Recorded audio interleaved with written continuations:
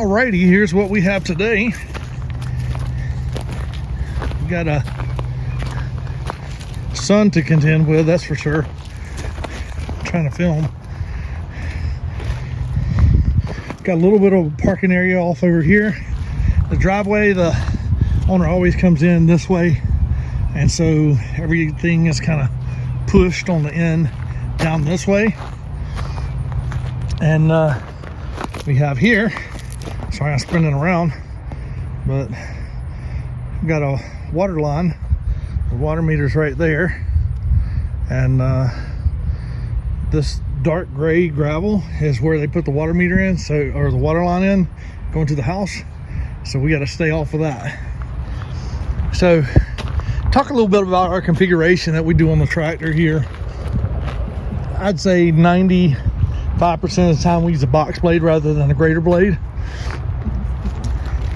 And if you can look at it, the box blade is tilted this way. So what that does is allow us to get on the edge here, and we're grading it and kicking material over toward the center, because what we want to do is develop a crown here. So we'll actually come downhill going the other way, so that it's still kicking the material from the outside to the center. And that's what we want to do. We want to develop a crown right here in the center and then compact it in. So right here it's just flat, so it's a little bit washed. So when we come through here and compact this in, we'll have a nice crown here where water will go off to one side or the other. And up here, this is already sloped going toward the yard, so we'll just grade this with the blade being in the flat position. I'm not going to go all the way from over there and bring material this way,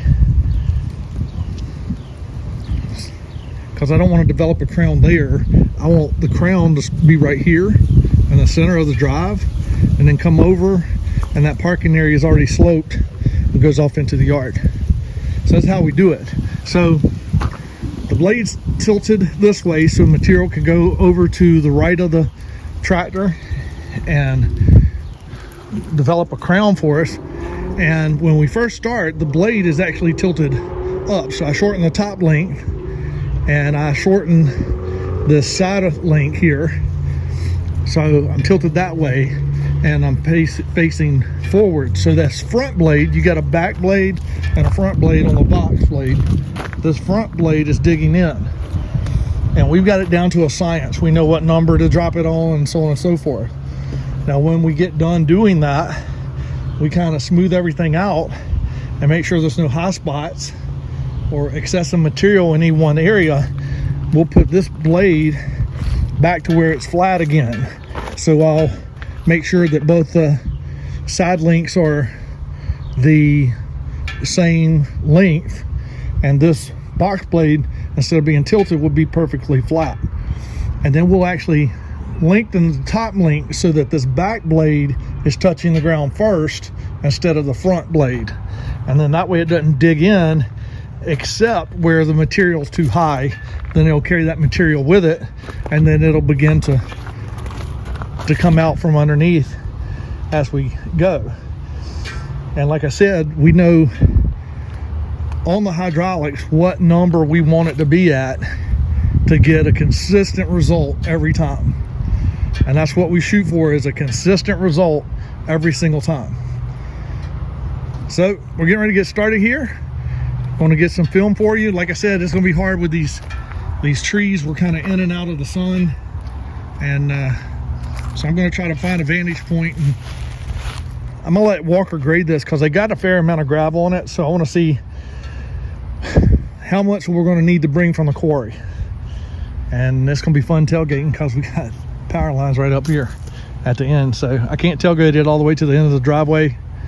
We'll just have to tailgate it as far as I can. And then I might actually turn around and tailgate back up the hill coming in to handle that. So we'll see.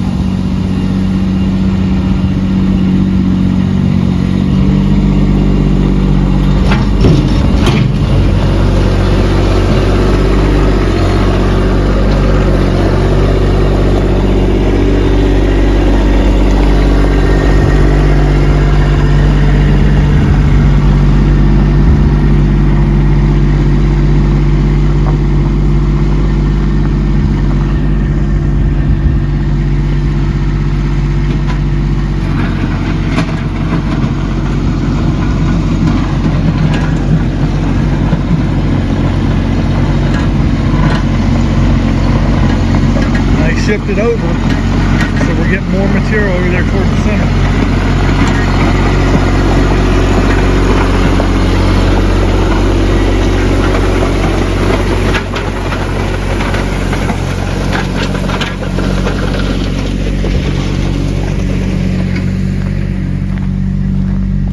Now you can see we got the material building up here in the center just exactly like we want.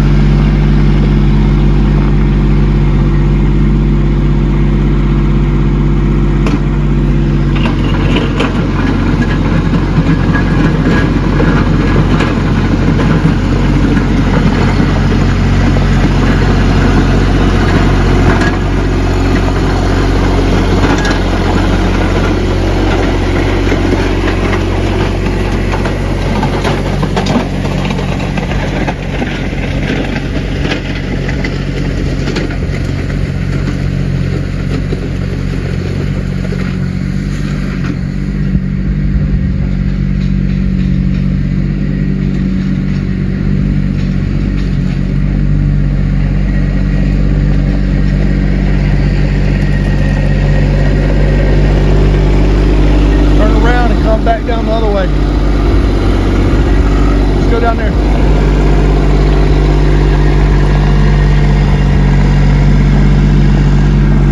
So what we're doing is actually leaving a lot of material up there, and we'll push it where it's missing some material there, and then when we got the belt, after we've built this part up, we make sure we got slope going this way, then we'll that'll be flat, and that's where we'll put the blade configuration with it tilted down in the back, and it will carry the material with it and deposit as he's going down. But we've already got our shape of the drive that we want. And down here we're going to have to cut out a little bit to make sure when it gets down to the bottom here, it's not going all the way to the road but going into the ditch.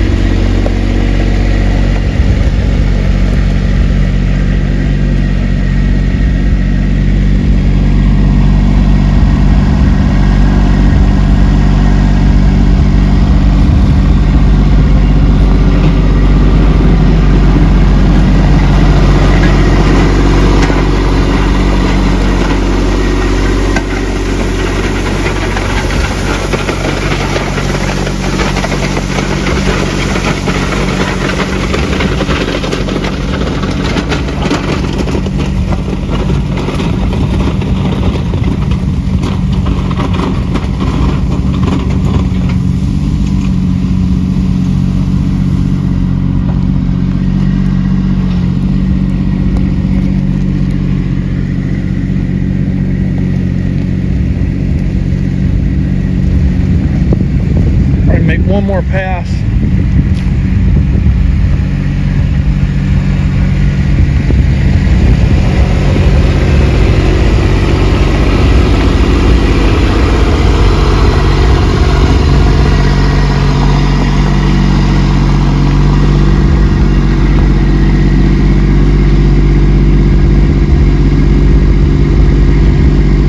got to look ugly before it can look pretty. Now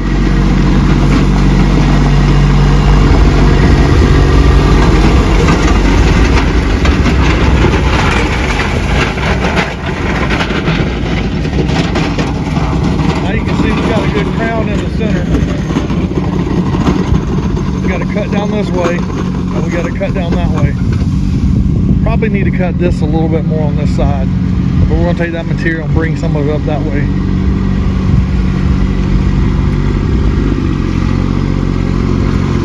Alright, so we got to swap the blade around, and I'll be right back with you. So what we did is we pulled into the carport here, where you got a nice level spot here, and we were able to get that blade perfectly level here. And then I've got the box blade tilted down. We lengthened the top length, and what that'll do is smooth this out.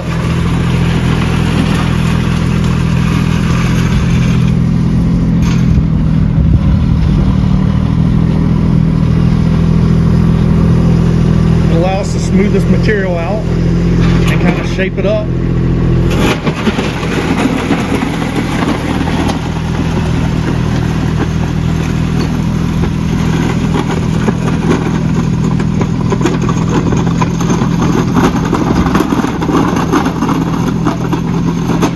Now we're careful not to straddle the crown, because I don't want to take the crown down any. So we keep a tire off to the side so it'll carry material with them.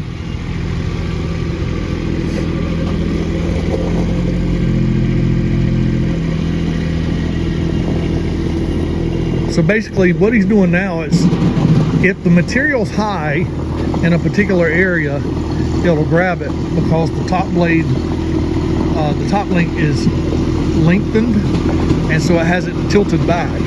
So it's not picking up unless it's the material's in a high kind of area.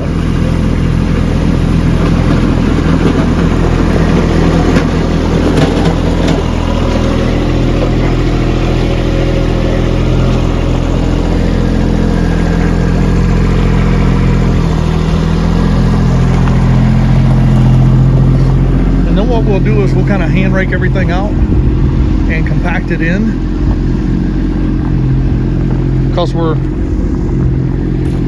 it's digging up some of the base along with this. But we've got a nice crown here on the edges.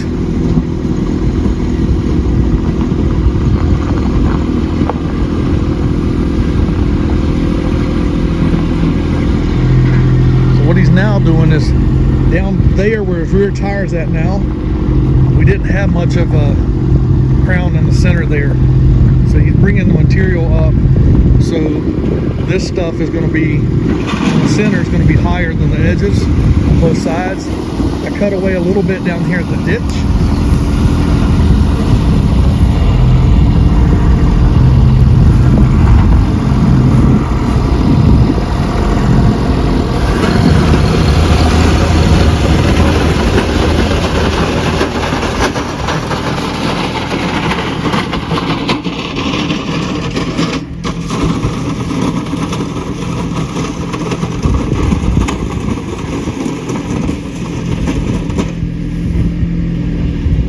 One of the first things we did when we got here, make sure that roll bar wasn't going to hit the top of the carport.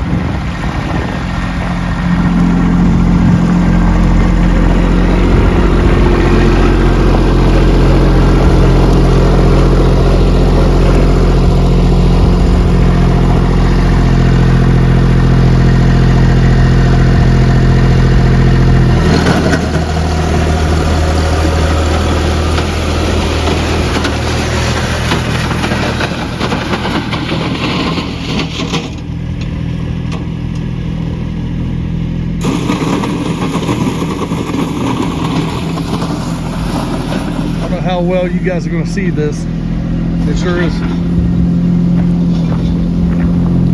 The sun is in a precarious position. I'm going to watch my step here. We've got fire ants.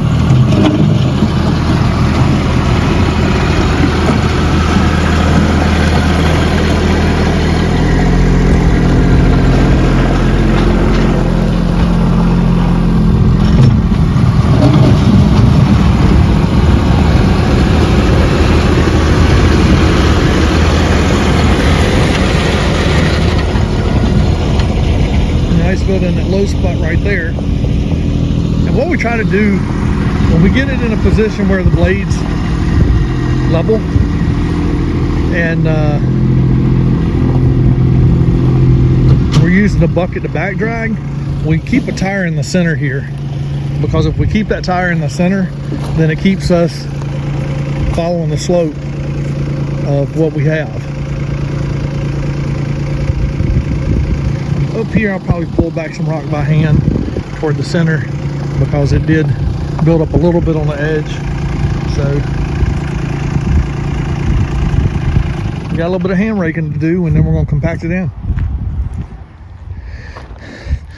So one of my biggest gripes I see when I'm looking at driveways other people did is they don't make anywhere for the water to go. So right in here, it's really hard to tell. Camera doesn't do it justice. But we built the crown all the way up down to the road. We cut this edge down so it can go out to the road and down the street. And I cut this edge right here at the ditch, so the water doesn't go down to the street. It goes off and into the ditch. And so we got more material up here. We pulled some of this material so that from the crown all the way to the yard, it slopes that way. So any water up top here doesn't go down and over, because then that's going to cut that out. So what we've done is created a space for the water to go from here up at the top. It goes off to the edges. This is the only one that's going to have a straight shot all the way down the driveway. But all this can go off into the mulch bed there and the front lawn. You got this downspout here. It'll come out and hit this area here and go off into the yard instead of down the driveway. This other downspout is actually piped out of there. So now that we've got it all kind of hand raked in and touched up, we're going to compact it, and then we'll bring in a load of washed stone. I'm putting 57 on this. So didn't video the hand raking. That's pretty boring. You've seen people rake before. You've seen people do driveways before too, but I'm trying to share information that maybe some of these guys that are out there doing driveways, they might start cutting their driveways like they're supposed to be. After I commented 2 or 3 times on a couple different ones saying, dude, you got to leave somewhere for the water to go. So that's what we've done here. We've cut the edges down, created a crown, so any water that hits the driveway is going off to the edges. It's not going to go down the driveway. And we're going to compact that in real good, because the owner always comes in from that direction. So they come in that direction, they go out that direction. So what happens is, over a period of time, the gravel gets pushed. So we're going to compact that in real good. So we'll get some video of that. It's noisy. Now I want to point out, we do this every time, and regardless of how long the driveway is. After we grade it, we compact it. If we need to add base, we'll add base to it, and then we compact it. But we always compact it after we do our grading, because we want to be able to look at it when it's all shaped up. We want to be able to look at it and make sure that all the grading that we did is correct. And this will show imperfections in your grade, in your subgrade. So whatever base you have and you've got that shaped up, it's going to show any imperfections in that subgrade. And you don't want to put rock over the top of it and use the rock to hide the imperfections. What we do is we make sure that we address and take care of those imperfections before we put the top coat on.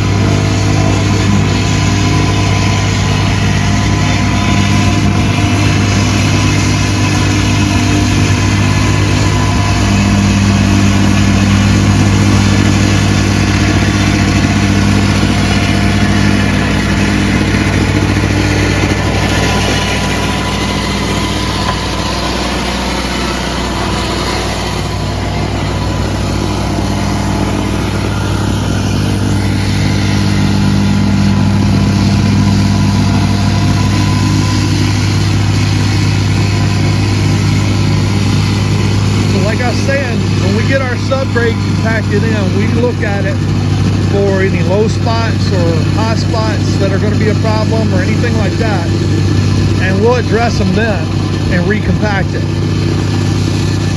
Sometimes what we'll do is, like in a situation like this, we'll probably compact after we put the top dress on, maybe up to this tree or so, definitely down there by the street. When you've got a situation where the owner's always turning in the same direction, we'll generally compact in their top coat as well.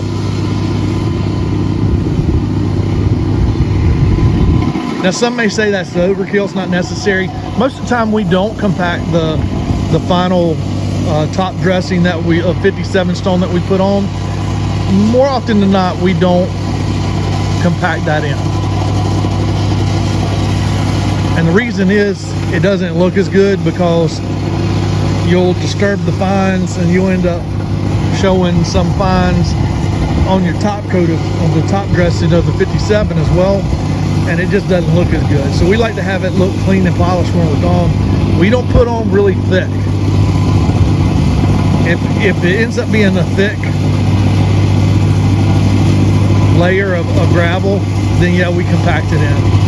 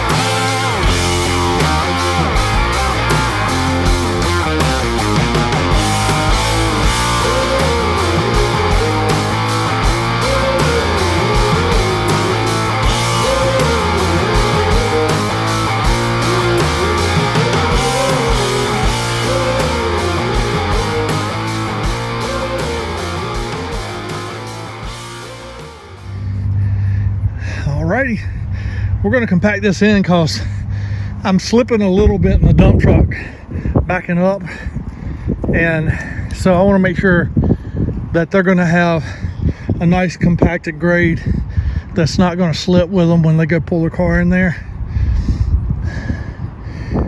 But I didn't bring the rock all the way over to the edge. That's where we cut the side down. So many guys don't cut the sides down and there's nowhere for water to go. And so this comes down, you can see right here, and then I'm going to cut right there, so it'll come down and going into that culvert pipe. And over here I've made a little cut right there all the way around that, where that gray is. There's a water meter right there, and their pipe is right underneath that gravel, so we couldn't really grade anything or do anything with that. But now the water can come down along that edge, and we're going to neaten up the end of the driveway right here with the shovel to get all that stuff out of the road. And that's the way it was before, so we had it rock all the way across.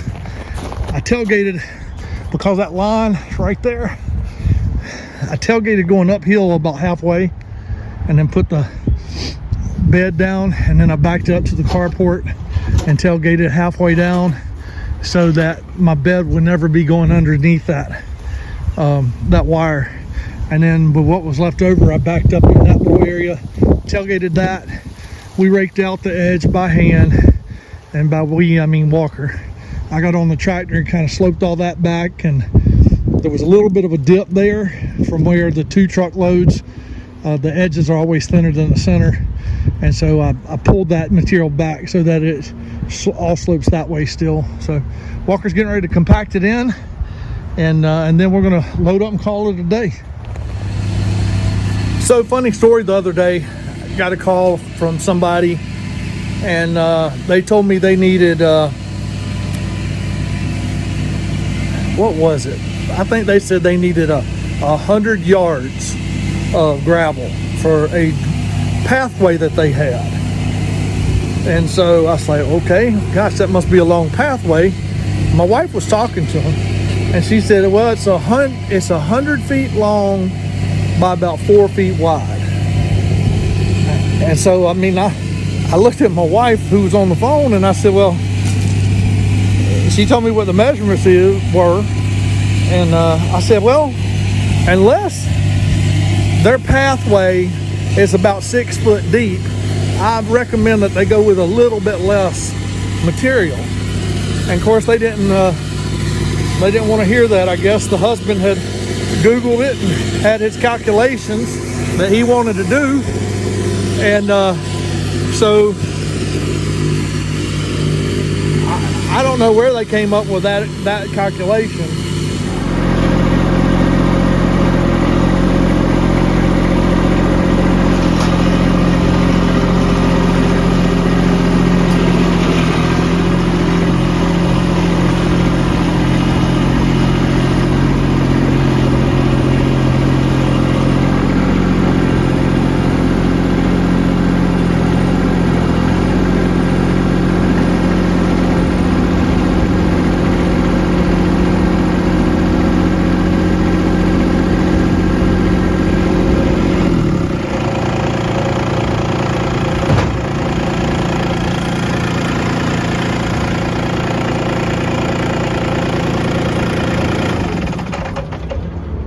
That's a wrap.